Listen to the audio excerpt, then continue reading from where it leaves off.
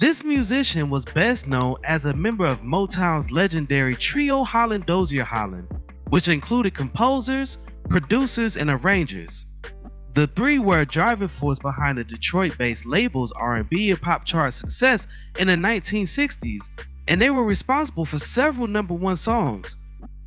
The centerpiece of today's video is all about Lamont Dozier. Before we start, let's be sure to leave a like on the video, subscribe to the channel, and push the notification bell to be sure you won't miss on any more uploads. Now without further ado, let's cue that intro.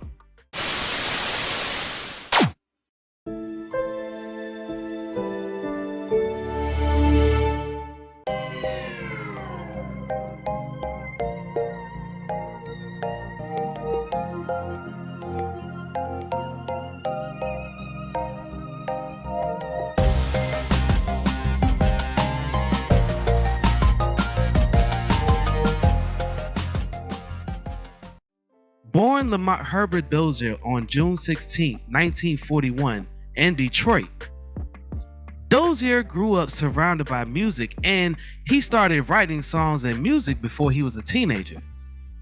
Lamont Dozier was a member of Detroit's thriving late East vocal scene, performing with the Romeos and the Voice Masters.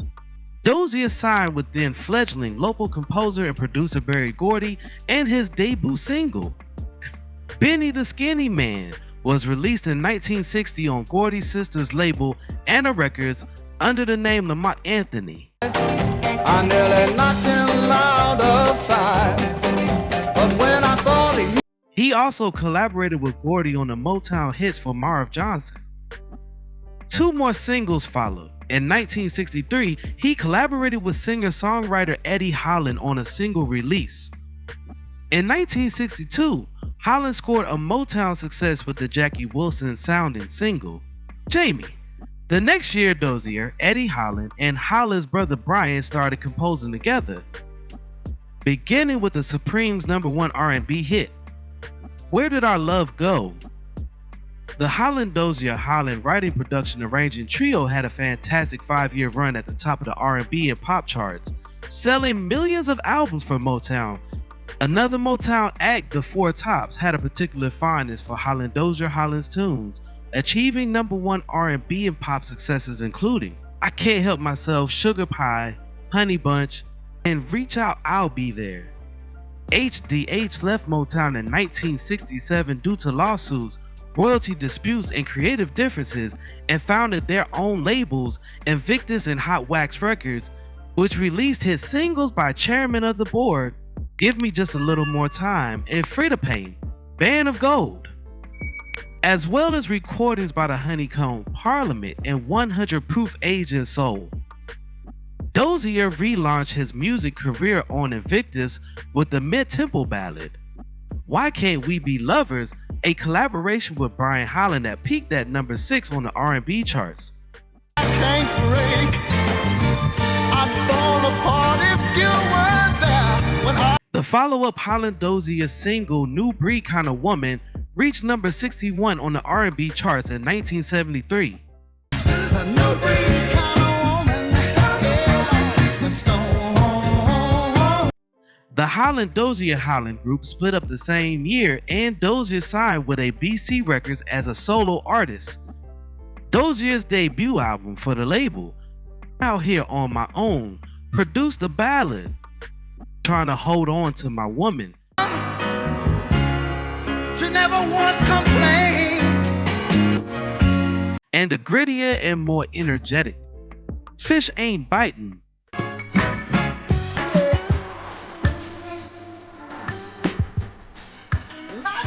Both of which peaked at #4 on the R&B charts and reached #15 and 26 on the mainstream charts. His second album, 1974's Black Bike, had another #4 R&B hit, Let Me Start Tonight, and was followed later that year with his last Invictus record, Love and Beauty. Around this time, Dozier produced and authored the majority of the songs on actor Lawrence Hilton Jacobs' self-titled first album. In 1976, his next album was Right There, album which briefly charted. included Smooth as Molasses Groove is like. We're grooving on a natural high, and with a little bit of mending, we could be as good as new. His following Warner album, 1977's Peddling Music on the Side, likewise entered the R&B chart and peaked at number 59. The 10-minute track, Going Back to My Roots, a self-identity hymn popular in clubs, peaked at number 35 on the Billboard Disco chart.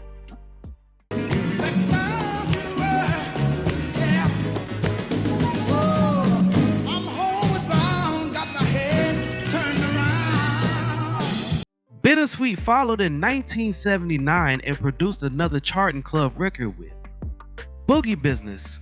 A year later, a single Dozier produced for the group Zingara titled The Love's Calling.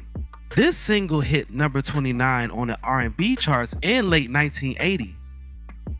Dozier signed with Columbia in 1981 and released We're Working on You. It had a few singles but did not find commercial momentum. By the end of the year, Dozier had returned to Eminem Records, a short-lived venture of former Motown executives Mike Roshkind and Mike Lushka with the album Lamont. One song, The Upbeat, Shout About It, reached at number 61 on the R&B charts in early 1982, following the success of Bigger Than Life. In the United Kingdom, in 1983, Dozier took a hiatus from solo music to write songs for both younger and veteran artists, including Eric Clapton and Phil Collins. HOLLAND-DOZIER-HOLLAND was elected into the Songwriters Hall of Fame in 1988, followed by the Rock and Roll Hall of Fame in 1990. Atlantic published Dozier's Inside Seduction, which was co-produced by Collins. New Dozier albums become extremely infrequent. His only recording from the 2000s, the American Original, an indie effort comprising new versions of classic hits from his catalog, was nominated for a Grammy in the Best Traditional R&B Album category. Dozier remained committed to artist advocacy throughout, occasionally collaborating with other artists as his accolades piled up. George Benson recorded his song, Living in High Definition, for Songs and Stories in 2009, and he and the Holland brothers received the Johnny Mercer Award. Dozier visited his discography for the Unplugged compilation reimagination in 2018 with support from Cliff Richard, Graham Nash, and Gregory Porter. On August 8, 2022, Dozier passed at his home at the age of 81. A pioneer Motown producer and writer, Lamont Dozier dies at 81. Dozier has contributions on many classics from the late record company, helping write and produce hits like You Can't Hurry Love and Heat Wave. Music he had a hand in creating still lives on through countless samplings and radio plays. Now, before we go, I have a question for you all. What is your favorite song from Lamont Dozier?